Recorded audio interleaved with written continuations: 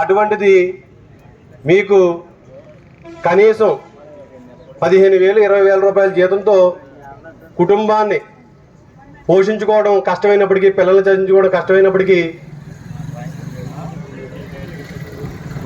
ఇంకా వేరే పరిస్థితి లేక మీరు ఈ ఉద్యోగాలు చేస్తూ ఎప్పటికైనా మిమ్మల్ని రెగ్యులర్ చేస్తుందని ఒక నమ్మకంతో గత 10 సంవత్సరాలుగా ఈ ఉద్యోగాన్ని మీరు చేస్తున్నారు.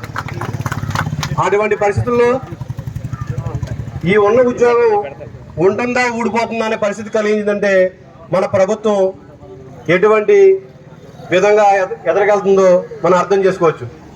గత 4 నెలలుగా మీకు జీతాలు లేకపోతే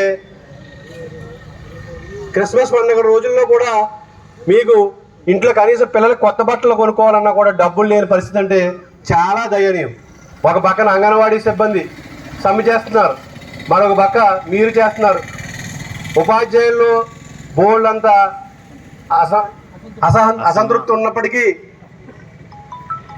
అవన్నీ ఓర్చుకుని ప్రస్తుతం ఉన్న విధానాల వల్ల పోరాటం వాయిదా అయినప్పటికీ మీతో పాటు మేము పయనించడానికి సిద్ధంగా ఉన్నాం. టైం వచ్చింది, ఇంకా అందరూ కదిలి ముందుకెళ్ళి పరిస్థితి వచ్చేస్తుంది. ఇంకా